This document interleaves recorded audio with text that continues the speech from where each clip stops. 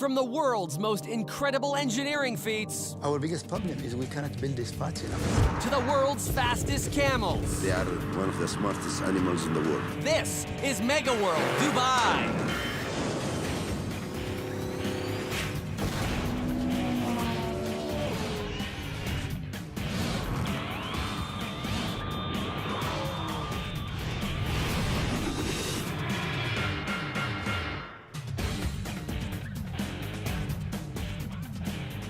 Hey everyone, I'm Kevin Brosh. Welcome to Mega World Dubai. Now, it may not look like it right now, but believe me, this is one of the busiest places on the entire planet. As you can see over my shoulder, up to 40% of the world's cranes are working here in Dubai right now. Believe me, the construction, it never stops, not even at night. And right now I'm standing on one of the modern wonders of the world. The Palm Islands are the largest artificial islands ever created. And how they were built is absolutely incredible. This is mega engineering at its finest. And in Dubai, the Palm Islands, are just the tip of the iceberg. It's a place where big, bigger, biggest takes on a whole new meaning. Dubai is just pulsing with energy. There's non-stop building. It's a playground for the rich. It offers up the biggest and the best. From the world's tallest building to the first indoor ski hill. And there's no signs of slowing down.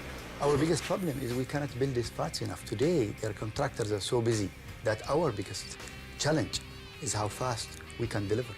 80,000 apartments, condos, and villas have been built in the last 5 years, fueling Dubai's remarkable transformation from a sleepy desert outpost to a world economic powerhouse. Dubai is one of 7 sovereign sheikdoms in the Persian Gulf that make up the United Arab Emirates, and each emirate is ruled by its own monarch. And Sheikh Mohammed says, don't give me something that I'm going to get it in 20 years. I want to see something within the next 5 years, something I can see with my own eyes. So I want something for the people now. Unlike its Gulf neighbors, Dubai has little oil, succeeding instead on ingenuity. Maybe it was a blessing, because if we had oil, we would have not worked as hard. But we really work day and night to be able to grow. And parts of Dubai have literally grown from the sea. The Palm Islands were a vision that solved 2 problems, creating a stretch of magnificent beachfront and thousands of upscale properties. It's not like we decided, palm looks nice, you know, a banana looks nice also, and an apple looks nice, you know, but they don't give you 70 kilometers. A shape of a palm did give us. The first island was named Palm Jumeirah. It was soon followed by a bigger island, Palm Jebel Ali. Island number 3, Palm Dara, is still under construction. Actually, we have created, in the last 6 years, 800 kilometers of beachfront for Dubai. And of course, we have another 700 to go by the time we finish the 3rd palm, which is the biggest. Staggering, but not surprising. Here in Dubai, everything is done on a massive scale. Before all of this was water, none of the sand you see here was. It was around 6 to 10 meters deep seabed. So how do you transform the Arabian Sea into multi-million-dollar beachfront? Well, by bringing together big thinkers and heavy-duty dredgers. Gargantuous. From dredging point of view, this is like heaven. We have projects all over the world, but they just have so much going on here in Dubai, and this Gulf region is just... One man started making a palm island, now they all want to. This job calls for a fleet of dredgers. We take the material that you see here that's built the islands, we take it from about 20 nautical miles offshore.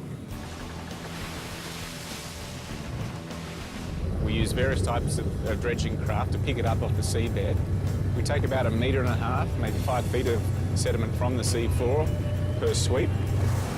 Depositing mountains of sand every day. Meanwhile, cutter dredgers carve out the channels inside the palm, drilling through 13 meters of solid rock. This is the cutter. This is a 6-arm cutter. We have all kinds of types depending on the ground which you are cutting. But this is called our rock cutter, because the top layer here is quite rocky. The trick is creating a nice, smooth channel. These monster molars last 8 to 10 hours before they need changing. The cut rock is then pumped through a pipeline to the spray pontoon. And as that pile of sediment gets higher and higher, we use a technique called rainbowing, which actually fires a slurry of material and water onto that landmass so then it can rise up out of the water. The operator follows the pattern on his GPS. Once it's done, 10 meters of sand is added.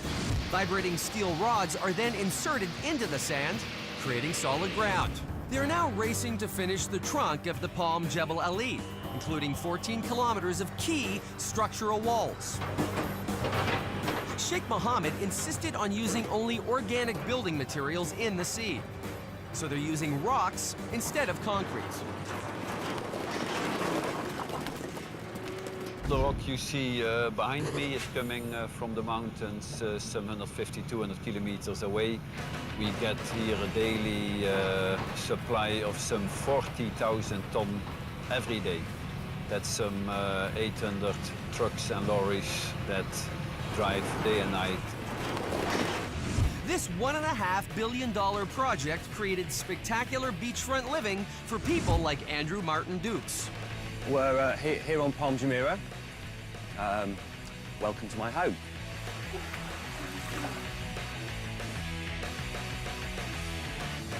I'd always wanted to live by the sea. I'd seen the project when it was released, and I said if I could ever afford to buy one of these, I would do that. Dukes moved here from the UK in 2005 to avoid paying taxes. He recently sold his electronic greeting card company for millions. Today, he's very happily retired. Fantastic. It's fabulous. Yeah, coming out to this every day, straight down the steps, onto your own beach, into the water. Yeah, very, very nice. 3 years ago, none of this was here. The skyline that you see behind me did not exist. Only 2 of those buildings were here 3 years ago. So, you know, the way in which Dubai develops, the speed, is, you know, it is just amazing. But all of this building will mean even more traffic on Dubai's already overcrowded roads. So a 70-kilometer light rail line is being rushed to completion. They're also building a 1.7-kilometer bridge over Dubai Creek. Just over 200 meters high, it will be the world's tallest arch bridge. I think that's going to make a huge impact in the future of real estate development in Dubai. And the bridge, to some extent, will contribute in that it will allow people for the first time to commute without being in their cars. That's because in addition to 6 car lanes in either direction, the 6th crossing bridge will integrate with the rail system and house a train station that will connect to a future opera house. Part of the never-ending growth here in Dubai. From the construction race to racing of a different sort, I'm talking about camel racing. Yes, it's an ancient sport with a decidedly modern twist. Robotic jockeys. It's coming up next on Mega World Dubai.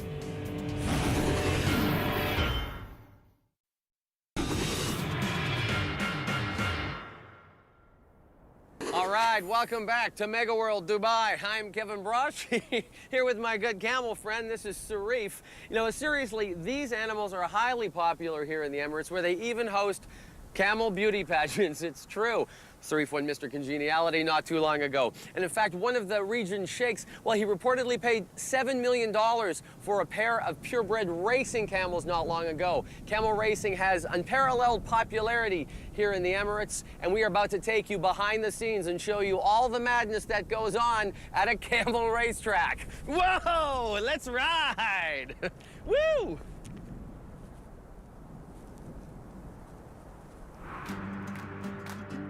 There's something truly magical about a desert sunrise.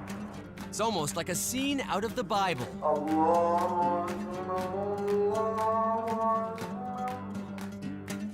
Now fast forward several thousand years. Add some live TV, a few high-tech jockeys, and you have the Middle East Sport of Kings. It's one of the hottest tickets in the United Arab Emirates. If I can say number 1, if there is a number before number 1, so this is the camel racing. And Abdul Rahman Amin would know. He's the premier track announcer in Dubai. And today is a big day for camel racing aficionados. It's day one of the Camel Race Festival. It's a very, very, very good and sporty day that we could start the camel racing. I think you can see there is a lot of people or participants over here. These are the top rookie racers in the Middle East. Camels and handlers gather in the pre-race area, waiting to check in and get their number.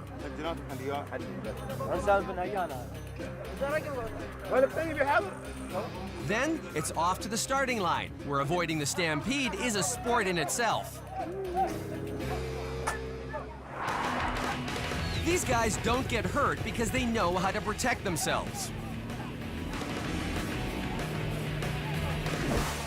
The race is 5 kilometers long. And the camels can reach a top speed of around 40 kilometers an hour. It's a lot easier promoting a sport that no longer uses 4-year-old children as jockeys, replacing them with aluminum and plastic robots that still look human. That's so the camels won't get spooked. Their handlers drive alongside, shouting instructions to their camel. The directions are amplified through a soundboard inside the jockey. A joystick and buttons brandish the whip and control the reins.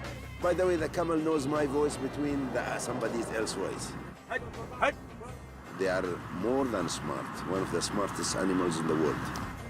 Sometimes the 4-legged race on the track is not as entertaining as the 4-wheel action on the road. There are no favorites today. That's because young camels are kind of unpredictable. Some are good starters. Others are better sprinters or strong finishers. These handlers watch their camel take an early lead. The tension starts to set in as it falls behind. One handler actually resorts to yelling out his window. Looks like he and the camel have not quite bonded yet. We love the camels as the camels loves us. He knows me and I know him. If I have 10 camels, there is 1 or 2 which is more loved to me. Similar to when you have children. There is one of your children whom you like him more than others. It doesn't mean that you don't like your other children. But no, I like him more. The Crown Prince of Dubai is a big fan. He also owns one of the camels in today's race. It's our tradition here in Dubai, and it's growing pretty much quick. And our people loves racing with camels. Betting is not allowed in Muslim countries, but there are plenty of prizes, with the champion camel taking home $30,000. Others may be looking for another line of work. Let's get the inside scoop on the popular post-game show, Camel Studio, where Abdul Rahman Amin and his panel of experts break down the day's races. Mr. Suhail Ghurab and Mr. Ahmed Khalfan, Mr. Salim Saeed, they are the Arabian experts in the camel racing. بعد هذا مشاهدينا الكرام تواصلت الاشواط بخلد يعني يكون موجود يعني نعم لو وصلت We can talk about the first race and who won the first race, who got the best time in the morning. And today's big winner was the Crown Prince's camel, Nasaba, crossing the finish line in a very respectable 7 minutes, 35.7 seconds. It is excellent time and we are expecting better than that one also. Stay tuned. After such an exciting first day, it's no wonder some think that camel racing could be the next big thing. I think he likes me. Up next on Mega World, training for extreme circumstances, Dubai style. When we come back, it's one-on-one with the Dubai police force. It's true.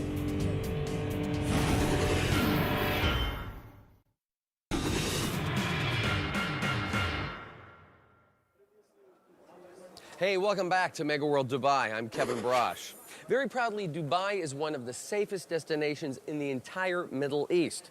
Biggest problem around here seems to be with all the traffic and too many serious car accidents. The remedy? Well, Dubai has created one of the most modern emergency response teams in the entire region. That, along with some very impressive high-tech security systems, means the Dubai police force can do their job efficiently and quietly behind the scenes. We got some unprecedented access to see what goes into serving and protecting the people of Dubai.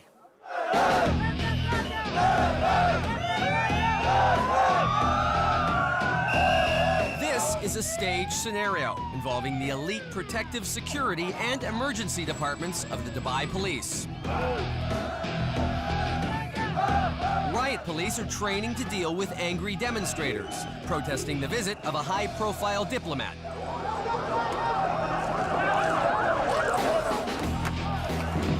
This exercise is as close as it gets to real combat. A fully integrated response requires instantaneous actions, like laying down a row of barbed wire to clear a path for the convoy, but also being prepared for further attack. This gentleman is passing with a protective security of our team.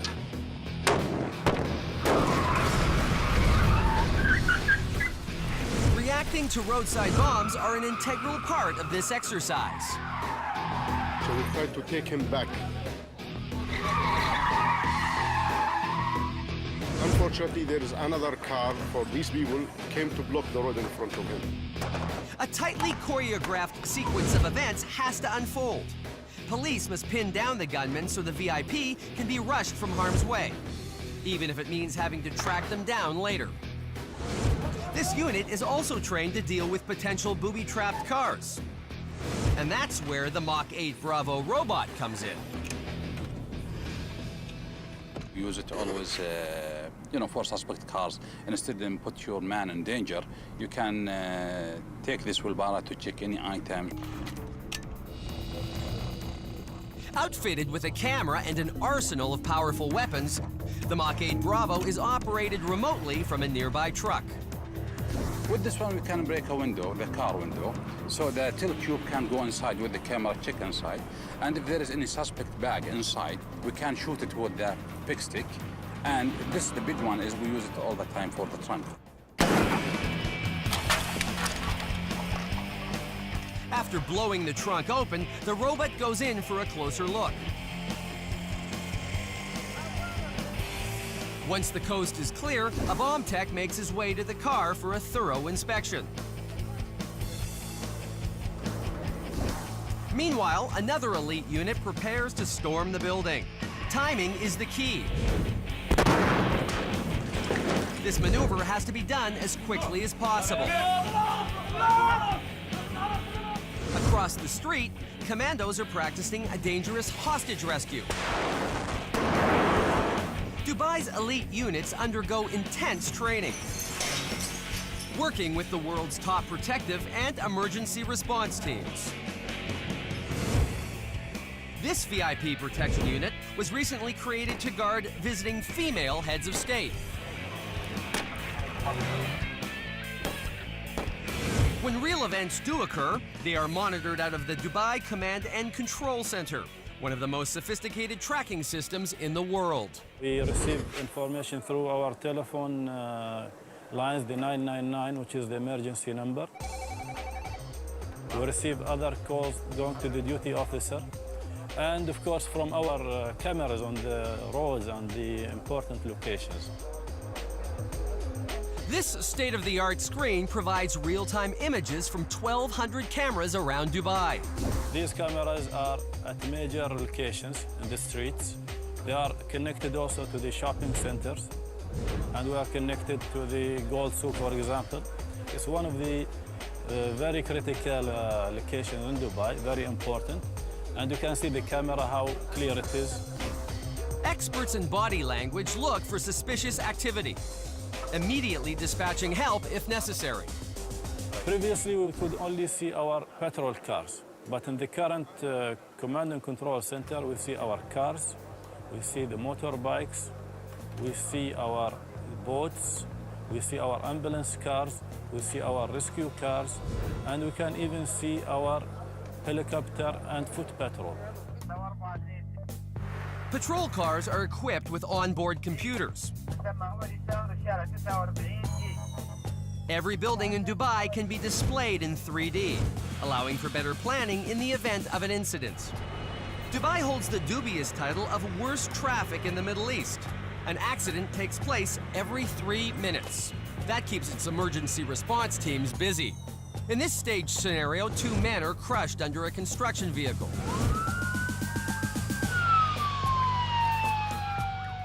Police, ambulance, rescue, and air ambulances are called to the scene. In the type of accident, our mission is like to saving the people.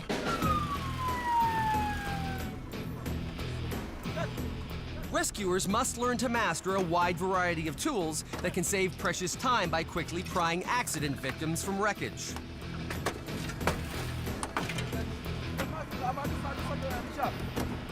Knowing that in this type of situation, every second counts.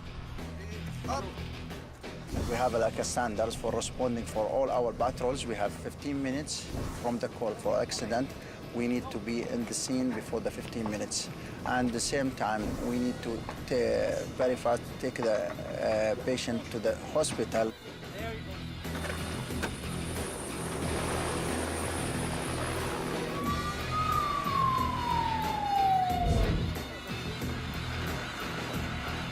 Rescue teams also respond to industrial accidents daily.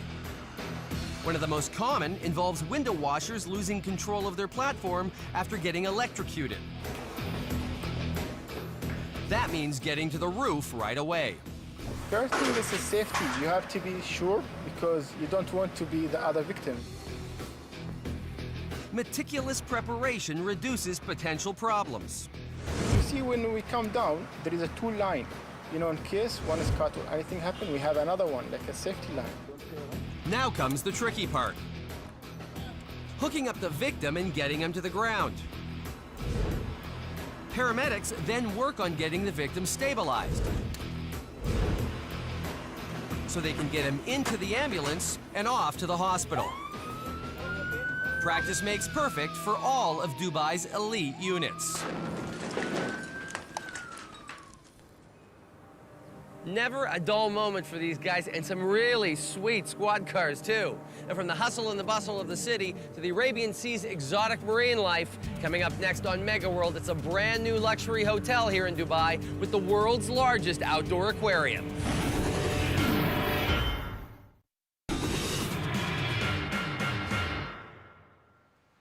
Hey, welcome back to Mega World Dubai. Such an amazing place. Now, it's a phrase you hear often, but believe me when I say that this really is the next big thing here in Dubai. Back on the Palm Islands at the brand new Atlantis complex, where they're just putting the finishing touches on this remarkable hotel and aquarium. Now, this aquarium is just chock full of some of the most exotic sea life you will ever encounter, and guess what? It's all local.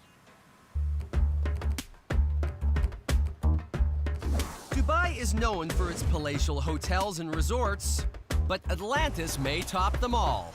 This is probably the prime lot on the crescent of Palm Jumeirah. It's got views inland and views out to the sea. We've got the monorail right above us here. The monorail will be delivering a lot of guests to the hotel, a lot of day visitors to the water park and the aquarium. And they are in for quite the thrill. A unique showcase of the spectacular sea life that lives in the Arabian Sea.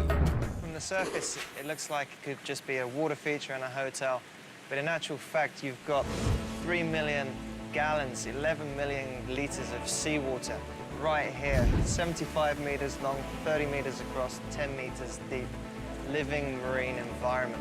You know, we're going to have 60,000 animals in here. It takes a great deal of planning to get the right mix. So far, the tank has been stocked with 8,500 creatures representing 40 different species. There's 180-odd species of fish documented locally in these waters, and we're trying to get as many as possible. It's all about creating the balance and the harmony within the exhibit. It's a living environment. It's got to be kept perfect, and we've got to balance out the predators and the prey to make sure that all of these animals are comfortable in their surroundings. Most are brought in by local fishermen. They are first placed in small tanks and checked for illnesses or injuries. We've got a lot of fish to put in that tank. It's a big tank we've got to fill. It keeps us very busy. We're moving a lot of fish. To make the moving easier, the water level is lowered and the fish are administered a mild anesthetic. Just knocks them out a little bit. Because there's a range of fish in here, we'll see some fish literally look like they're almost dead. They're just having a nice little snooze. We don't damage them any further while we're chasing them around and putting them in tubs. Next one. By the time they reach the ambassador, they're waking up and away they go and have a happy, healthy life in the ambassador tank.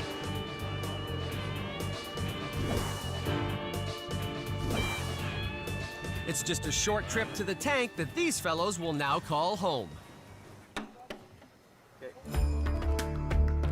We're releasing the fish into the shallower end of the Ambassador Lagoon so that for that first few seconds in their new home, they don't get beat up by anything that's in there.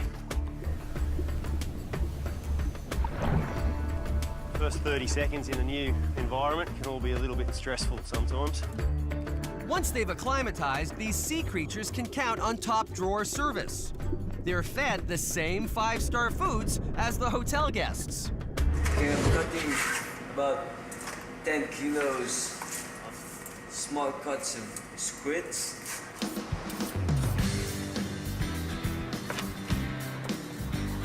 And for the whole day, for the morning and afternoon feed, we do about 33 kilos of squids.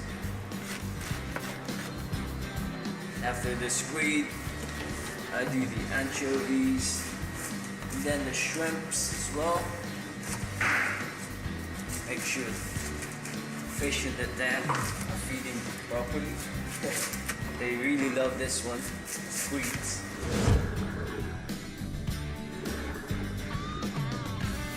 The trick is keeping the animals healthy. No easy feat when you're surrounded by construction. Every day is a challenge right now until we open and the construction is finished. There's bits of polystyrene falling into the water, there's dust. But the great thing is we have a wonderful team here.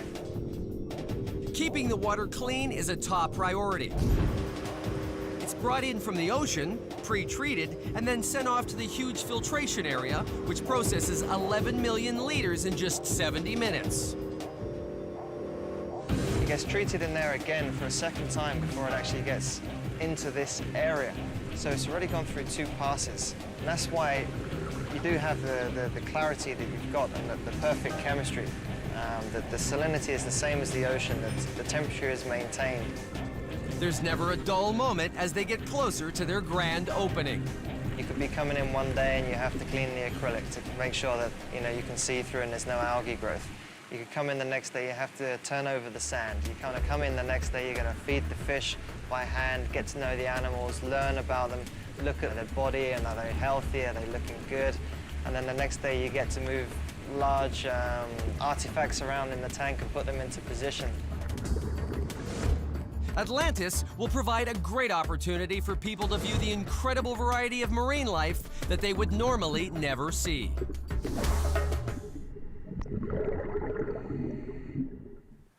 Nice stuff. Now, the Atlantis Aquarium isn't the only place importing goods around here. In fact, Dubai is known as the consumer capital of the entire Middle East. Everything from gold to cars. It seems the demand here is never ending. That's up next on Mega World.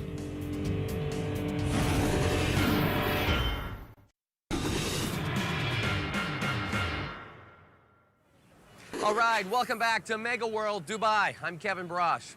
If there was a sign at the entrance to this bustling city, it would probably read something like, "Welcome to Dubai, open for business." Seriously, this place is known around the globe as a key center of commerce. Ironically, though, nothing actually originates from this place. But having said that, Dubai really has turned itself into an indispensable way station for imports and exports. Check it out.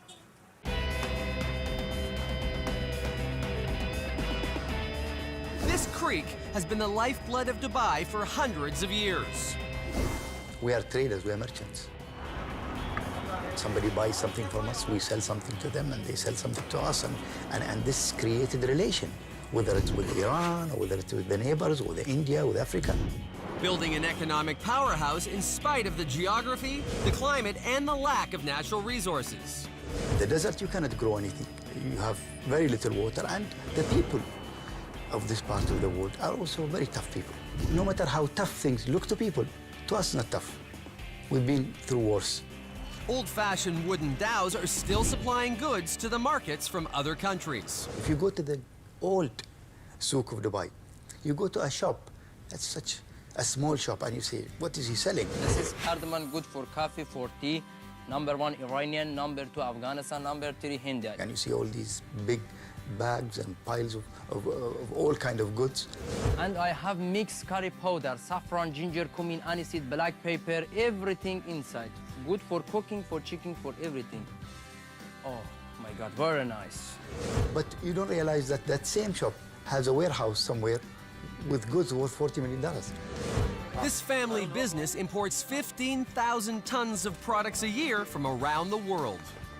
Their warehouse is filled to the ceiling, and to keep pace with the times, a new facility has just been constructed, pushing Dubai's centuries-old nuts and spice business into the 21st century. The modern warehouse will be able to accommodate 3 times the volume, allow for a quick turnover of goods, and most importantly, it will house giant containers. While goods still arrive on wooden dhows, the majority now come on massive container ships. Dubai's Jebel Ali port is one of the most technologically advanced in the world, establishing Dubai as a major trading hub. It's the biggest facility in terms of a single container terminal in the world, and we are doing huge volumes, big volume, mega volumes really. We are doing a volume twice what India does in a year. 11 million containers came through in 2007, up more than 2 million from the previous year. Now, unlike other ports, massive cranes can lift up to 4 containers at a time, cutting loading and unloading time by 50%. Utilizing the latest information technology, Dubai is about to become the world's most futuristic port. In order to speed up the trade or the boxes, the containers, what we are implementing now, we're implementing a portal where a trader who can sit at home, his office, in front of his computer, and basically clear his good by having his document cleared through e-clearance. He can pay his dues through e-payments, and then we are linked with customs, we are linked with other authorities which needs to clear all what required through e-clearance. There is an incredible demand for goods, especially new cars. You know that in this place, we are selling around 1,000 cars a month. And this is just one of 9 Nissan car dealerships in Dubai. It's the same right across the board, with many homes owning up to 4 cars. In a market like this, we have every year about 285,000 cars coming here. And in a market of 4 million people, this is considered as one of the largest rates in the world. 25% of those cars are re-exported. The rest stay here. Demand is so great, they're predicting double-digit growth for the next several years. And it's not just car dealers that are cashing in. One of the oldest and most valuable commodities is also benefiting from Dubai's emergence as the world's leading destination for high-end goods. Global demand for gold has never been higher, and Dubai has established itself alongside Switzerland as a major player, importing around 500 tons of the precious metal each year. Most of it ends up in the famous gold souk, or fancy shopping malls across the city. Gold has its own allure because it's more shiny, it's more dazzling, it is more malleable. It is one of those very few metals where you can shape it into anything you like. People have made armors out of it, people make small rings, people have made crowns. So I think so the yellow color is very soothing to the eye and to the heart, I believe. Most gold arrives in bars and is made into jewelry locally. This is the size of the gold bar which we start with. First it is taken and then put it into a machine. The gold bar is run through the machine many times until it becomes a thinner plate. It's so soft that you can just literally break it with your hands after it's been cut. You take these pieces, then put them into a scale. It is then weighed and mixed with alloys to give it strength and shine. For example, here you see it's a pink-colored pure copper. When we mix this with yellow gold, only yellow gold and this, it will give the gold a pinkish tinge. It'll show gold to be pink. The alloy which is there right now, it'll give us this white color. Jewelry making is equal parts art and science, combining creativity with acids, chemicals, and metals. All of the ingredients are heated until they reach a liquid form, and then they are poured into a white gold metal bar. 18-karat gold is now ready to be made into jewelry. A process that has not changed much over the years. Highly skilled craftsmen grind, smooth, and polish the gold into the final product. An ancient process that is more popular than ever, drawing people here from around the globe. As the world shrinks, business in Dubai continues to grow. Okay, when we come back, we're off to the races again, this time for a very different type of event. It's a sport that's just catching on here in Dubai. It's drag racing. That's up next.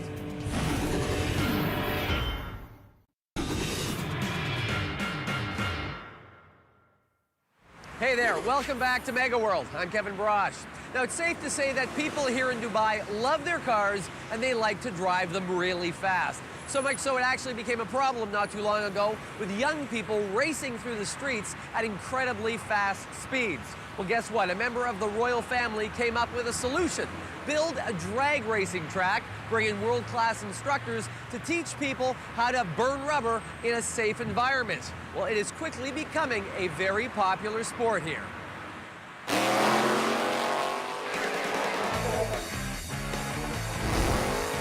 It's qualifying day at the Emirates Motorplex. Drag racing enthusiasts are looking to make their mark. We got a new motor in the car. It's a Pro Mod. It's a V8 big block, 870 cubic inches. Operate on nitrous. Steve Casas has come over from the United States to help get the sport going, and he likes what he sees. It's awesome. It's growing. These guys ain't afraid to spend the money and buy the equipment, and it's going to get bigger and bigger every year, I believe. It's an expensive sport. A good car costs $300,000, not including parts. Yeah, we just paid $90,000 for this motor from Fulton Motorsports in the United States. The winner will take home around $5,000, a tiny fraction of what it takes to maintain these cars. But they're not here for the cash, they're in it for the glory. These guys are locals. I'm very proud of these guys. This is Abdullah and Ali. They are calibrating the clutch of this car by themselves. And they used to hire a guy coming all the way from America to calibrate this clutch. Obaid Al-Gawi runs the Emirates Motorplex, taking the best from the West and adding some local flavor, like the traditional Dubai greeting. This team caught the attention of a local crown prince. He liked their car so much, he bought it. Now he's their sponsor. Badr Ali is a co-owner and the team's main driver. Badr is one of the oldest people who came and raced here in this track. Yes, he started small, but now he owns the best cars in the Middle East. Badr's 2007 Mustang boasts a 3,500 horsepower blower engine that runs on pure methanol, increasing the thermal efficiency and power output compared to gasoline. I need at least a month, or you can say at least 10 races more to have a good experience how to deal with this engine. This beast does a ridiculous 390 kilometers an hour, flat out. The tires last only 16 races. The incredible amount of heat generated causes oil to leak out of the tires. I wish, and I'm making my the best to be #1 qualifying. The man on the left, Khalid Al-Balushi, is the reigning champion for the last 2 years. And this year, he's the leading point getter. He's got 2 cars in today's races. So they're all good. So it's gonna be a good race. They're all good. This is the place to be. Only place to be. This is one of only 3 drag racing tracks in the entire Middle East. Desert conditions make driving on it different from Western tracks. Sand and wind affect the composition of the track, making it slippery and unstable. Drivers and their technicians have to learn to accommodate these conditions. There are several categories of cars racing today. It's the equivalent of the 100-meter sprint for cars. Fastest time wins. The top cars in each category will advance to tomorrow's final. The smaller cars take the track first. By early evening, it's time for the feature attractions. The first day of racing goes as predicted. Khalid is pleased with his 2 cars. The track was bad for the last couple of days, but today is good, so we'll see what happens. It was happy. Yeah. So far, so good. We qualified first today. Bader is not entirely pleased despite posting the second best time. Before the finish line, I left my leg on the accelerator because the track a little bit is not good. And I believe for next run I will make better than this number, I hope so. An onboard computer records different facets of the car's performance, like the engine, the drive shaft, and clutch. Drivers pore over the post-race data to improve for the next run. The drive shaft is not smooth, you know, is up and down, up and down. This graph have to be very smooth. It means I have to reduce the power here. One of the top drag racers in the U.S., Shannon Iceman Jenkins, has been brought over to help train the drivers and make sure they have the right equipment. Oh, they love their cars dearly. I mean, it's going to be a great sport. They're learning constantly. I watch and talk to the guys, and of course, we try to help as much as we possibly can. What's the most important thing to learn? When to say no, when not to overdrive a car, especially a Pro Mod style car like we have. It's tire shake, those type of things. The car is out of shape or just getting out of the groove. You got to know when to lift. If you don't, well, the rest of it's pretty obvious. It'll get in the wall pretty quick. Bader has done his homework and is confident going into day 2. I fixed the problem, what happened with me yesterday, and I hope today I will make good number. Meanwhile, Taki Sadiq has been busy tweaking his car for the big race. Everyone knows it's going to be tough keeping up with Bader's more powerful blower car, but speed isn't everything. So it's not how much power you get, it's how you get that power to work on the track. You know, you have to compromise sometimes, and you have to add sometimes. Today's race is drawing a lot of attention. Sheikh Mohammed from the Emirate of Al Quwain makes a grand entrance, taking a tour of the grounds. I can see there is lots of big cars like this one, a fast car. I was amazed that this car has 2,000 horsepower on it, and the engine is more than my helicopter. A large crowd starts to gather in the bleachers for the 3 rounds of racing today. That was an excellent one, sir. Defending champion and favorite Khalid is up first. He blows away the competition early on. Meanwhile, Bader's Mustang is too powerful for Taki Sadiq. In the semis, Bader loses control halfway down the track.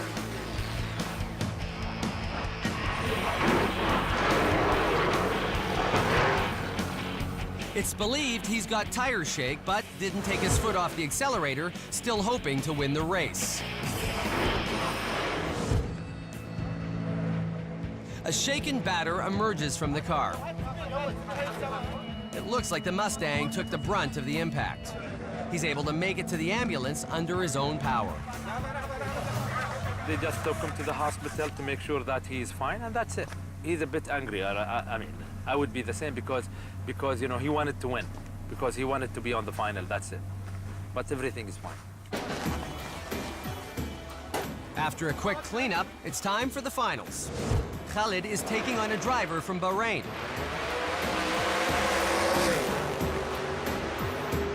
It's a close race, but Khalid retains the championship. Time to celebrate not only the victory, but the sport's bright future here in Dubai. My friends, we've reached the finish line. We've run out of racetrack on this episode of Mega World Dubai. I hope you've enjoyed it. I know I have. We'll see you next time. I'm Kevin Barash.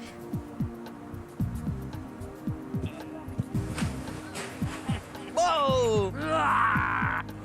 One of the world's the wonders in the modern